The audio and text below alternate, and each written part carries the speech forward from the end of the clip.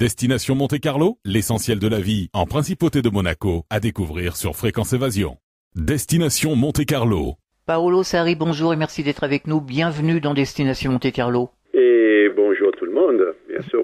Pouvez-vous vous présenter en quelques mots? Quel a été votre parcours? C'était un long parcours parce que il m'appelle le Marco Polo du bio parce que j'ai voyagé un peu pour tout le monde. Donc à part les études faites à Venise, après j'ai fait beaucoup d'expériences dans pays asiatiques, pays américains, presque dans tous les pays européens, un peu en Russie, voilà, pour arriver en 2012 à Monaco. Vous avez été bien accueilli à Monaco? Oh oui, dans tous les pays j'étais très bien accueilli. Très bien accueilli. Comme tous les grands chefs, il faut avoir beaucoup d'imagination pour élaborer des nouvelles recettes. C'est un travail d'artiste et de créativité permanente.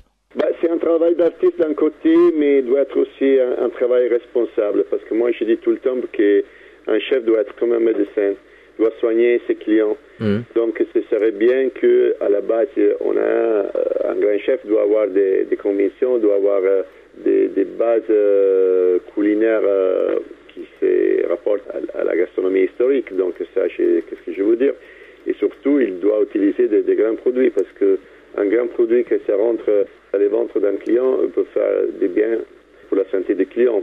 Donc pas seulement pour les valeurs gustatives du plat lui-même. Donc c'est ça un peu la responsabilité des chefs, soigner les clients sur les profils gustatifs, mais aussi sur le profil de la santé. Oui, justement. L'association Bio Chef Global Spirit, présidée par vous-même, Paolo Sarri, a organisé du 12 au 16 octobre dernier, sur le quai Antoine Ier, la Route du Goût, le premier festival biologique. Pouvez-vous nous parler de ce festival qui a eu lieu en Principauté de Monaco? Quel accueil a-t-il reçu? C'était un super succès à tous les niveaux. Déjà, j'ai dit, on a eu la visite de Son Altesse, le Prince Albert II de Monaco, sur 2 journées. Donc moi, à mémoire, sur 5 ans que je suis sur la Principauté, je ne me rappelle pas un événement où le prince, il a été 2 fois en 3 jours. Donc ça, c'était une grande satisfaction parce que toutefois, ces manifestations se rapprochent beaucoup à ce qu'il fait. Donc, un gros engagement vers la planète, vers la démarche biologique et les situations écologiques pour l'ambiance. Le public, il était nombreux, surtout sur la journée de samedi. Malheureusement, jeudi et vendredi, on a eu beaucoup de pluie, mais ça n'a pas empêché les gens de venir. Et surtout, tous les élèves des classes, ils sont venus à visiter les stands, ils sont venus surtout à visiter ces merveilles des potagers flottants pour la première fois, un potager fait directement sous la mer. Un grand succès en tout cas, et grande satisfaction. Alors un festival biologique, c'est ce qui est innovant et passionnant aujourd'hui où les gens sont à la recherche de l'authenticité et du retour au naturel. Je crois que pour les derniers 30 ans, la globalisation alimentaire et la grande distribution a fait croire aux consommateurs tout ce qu'ils voulaient, en trichant et en disant une chose pour l'autre. Aujourd'hui, les gens, les consommateurs, les particuliers, ils sont beaucoup plus responsables, ils sont à la recherche vraiment de quelque chose qui soit authentique et surtout qui soit côté santé, parce que ça c'est pas une mode, parce que alors c'était la mode pour les derniers 40 ans de se tuer avec des pesticides et des produits chimiques. Donc non, les gens sont vraiment plus responsables, ils ont compris que c'est important de se nourrir bien, c'est important de penser et de l'argent, mais surtout de la culture, de la recherche, à des produits qui ne sont pas seulement biologiques, mais sont des produits qui, à la fois, ils sont des produits de valeur et à la fois, ils sont aussi des produits artisanaux et locaux. Il était prévu 3 dîners d'exception 100% biologiques. Est-ce que vous pouvez nous parler de ces 3 dîners? Bien sûr, les premières soirées, les jeudis soirs, on a fait un magnifique gala, dîner de gala au Monte Carlo Country Club, un dîner à 4 mains avec moi-même et les chefs de l'Ostu de Beaumanier et de Beau-en-Provence, les chefs Glenn Viel.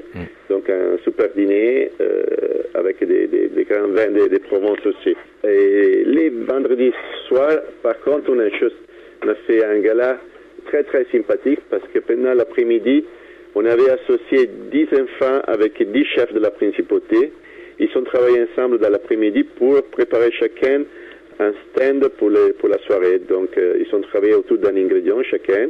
Et ils ont confectionné cette stand qui après, ces 10 stands, c'était les motifs de la soirée de ces gars-là.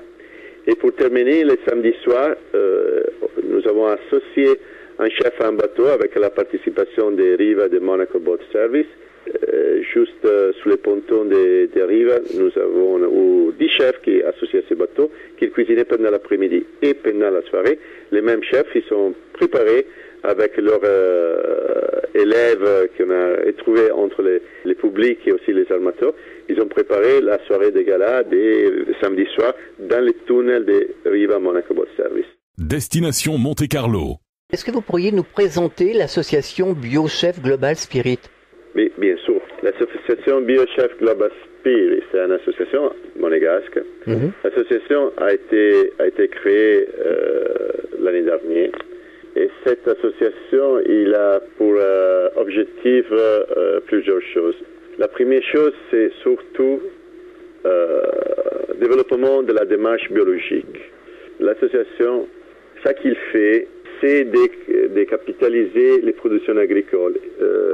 L'association est convaincue que pendant les derniers 30 ans, on a perdu une génération d'agriculteurs. Et dans les conditions de la Provence, où la Provence était toujours un point important des productions agricoles, de référence de l'Empire romain, c'est très très grave. Parce que la Provence, il a toujours donné des produits excellents à toute la France et toute l'Europe. Et maintenant, on se retrouve au contraire, on se retrouve que la France doit importer des produits agricoles du bout du monde. Donc ça, c'est vraiment quelque chose de très grave. Donc c'est l'association essaie de faire, c'est autour de tout ça, de reporter les gens à l'agriculture et surtout de développer l'agriculture biologique. Dans les pays niçois, dans les pays canois, dans les pays monégasques, on a plein de terres qui sont laissées incultivées. En même temps, dans les villes, on n'a pas beaucoup de travail aujourd'hui, donc l'association invite et aide les agriculteurs à retourner à l'agriculture. Aide comment? Aide en mettant à disposition des agronomes, aide aussi à niveau financier si l'agriculteur il a des solutions agricoles écologiques, comment dire, l'agriculteur il choisit de mettre en place des panneaux solaires pour faire fonctionner l'irrigation. Donc, dans ces cas-là, l'association finance tout ça. À côté de ça, l'association fortement veut mettre en place tout ça, mais aide aussi l'agriculteur, disant qu'il aide l'agriculteur à vendre tous ses produits. Donc, l'agriculteur doit penser à produire. Et l'association va placer les produits dans la principauté entre les restaurants et les chefs. Un autre projet très important, c'est la construction d'une école hôtelier biologique à Madagascar. À Madagascar, oui, c'est ça. Oui. Pourquoi Madagascar? Parce que en 2014, quand je suis descendu à Madagascar, à la visite d'une affaire à l'agriculture des crevettes biologiques, j'ai découvert un projet social autour de ces fermes où ils avaient mis en place une école pour la première fois. Donc, ils ont donné l'instruction pour la première fois. Mais le problème, c'était qu'une école primaire et moyenne. Terminer les moyennes, les gens, ils n'ont plus rien d'accessible pour eux pour les rapprocher au monde du travail. Donc, c'est pour ça, dès que le site, c'est surtout à vocation touristique, on commencera au mois de mai 2017 avec la construction de ce bâtiment pour loger l'Institut hôtelier biologique de Madagascar. D'accord. Alors, revenons au festival. Ce festival sera reconductible chaque année? Ça, c'est l'idée. Déjà, l'année dernière, on avait fait le premier événement, c'était la Route du Goût, mais le format, c'était bien différent. C'était Monaco qui s'est déplacé autour de la rivière pour promouvoir la démarche biologique. Et cette année, on a voulu que ce soit au contraire. Donc, c'est Monaco qui accueille tout le monde autour de la démarche biologique et écologique, la jeunesse, le sport et la santé. Bien sûr que l'événement sera répétitif. Nous avons déjà fermé les dates pour le 2017, qui seront du 19 au 22 octobre 2017. D'accord.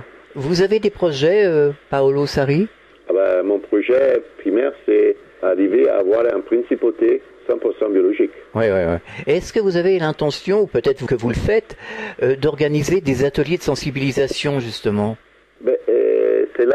C'est déjà l'atelier de sensibilisation majeur que nous avons. Mais après, dans la quotidienneté, bien sûr que nous se retrouvons, surtout à Monaco, pour organiser dans différents lieux des ateliers de sensibilisation vers la démarche biologique et la démarche écologique.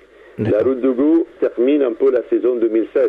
Donc nous avons fait ça pendant toute la saison 2016. Et après, au début printemps 2017, nous recommencerons avec ces sensibilisations et surtout sur Monaco. Alors on peut vous retrouver sur Internet, vous avez un site? Bien sûr qu'on vous retrouve sur Internet. Toutes les informations sont disponibles aussi sur Internet. Donc le programme, ça que c'était l'événement, l'actualité et les projets 2017. Site web, c'est routedugout.com. On mettra un lien sur le site de la radio, de toute façon. Je vous remercie beaucoup. Pour terminer, avez-vous un message adressé aux auditeurs de Destination Monte Carlo? Mais le message, c'est la jeunesse, c'est la force de la nation.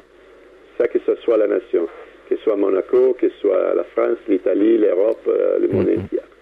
On doit essayer d'être plus responsable vers les planètes et la Terre.